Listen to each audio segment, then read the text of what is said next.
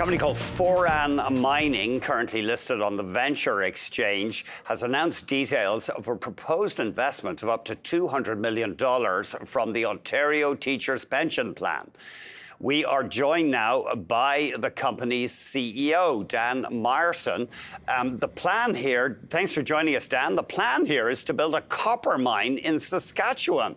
That's unusual. We know Saskatchewan for potash and uranium. Yeah, correct, Andrew. Well, thank you very much for having me. And it's actually going to be the first copper mine in the province ever. It's not surprising, though. It runs along the Flin Flon Greenstone Belt, which has produced copper for over 90 years in the province next door in Manitoba. So it's very untouched, but very prolific. And it's very exciting. And it won't just be a copper mine. It's actually going to be a carbon neutral copper mine. So that's very exciting as well. Yeah, I think we have a map here, and from Flin Flon, as you say, legendary for its base metal production. Hud Bay operated there for years. As the crow flies, only about 65 clicks? Correct, yeah, so very close. So so tell us how much this mine is going to cost. I think I've seen capital cost estimates, not much more than $400 million. Yeah, correct. It'll be around 400 million Canadian for the phase one. I think while it won't be the biggest copper mine from day one, it will likely grow. But sort of how the philosophy about our company and about the project really is, with capital numbers right now tending to be higher than planned. We'd rather have a miss on a much smaller number than a miss on a much bigger number than a typical porphyry deposit, which will cost you sort of $5 to $10 billion. So ultimately, we hope we don't have any misses, but we're just trying to protect the downside as much as possible here. Tell us what's distinctive about this deposit that you're working on. I think it's quite exceptional for a number of reasons. Really, it starts about 30 meters below the surface, and then it just continues to go. So it's the proximity to the surface will reduce your development costs significantly. So we're very lucky in that sense. But I think the grades obviously are exceptional grades, and not only is it copper, it's got zinc, it's got gold, it's got silver.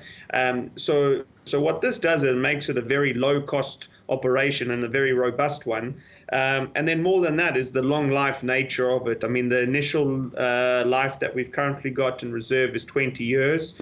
That is quite substantial for an underground deposit. So at this stage, because typically once you get a little bit lower down, that's where we'll drill again and probably extend it by a number of years after that. Who knows how many decades. Is this a similar deposit, broadly speaking, to Sudbury, Ontario?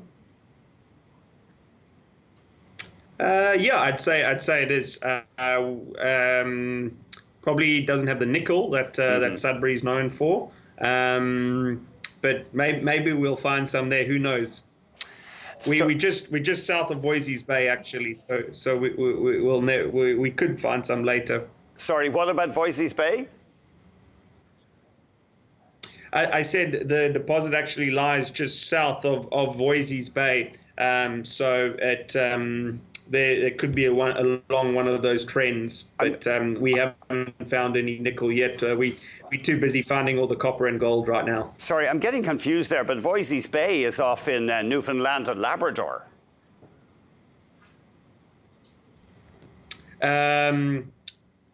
Sorry, I might have the wrong nickel mine. Oh, sure. Doesn't matter. That's north of us. Oh, okay, we'll work it out. Yeah, no big deal. I'll get the right name. No big deal whatsoever. So what's next? What will make Ontario teachers actually firm up this $200 million investment? So we're now into the stage of finalizing the definitive agreements. Pretty much the customary closing conditions for a transaction of this size.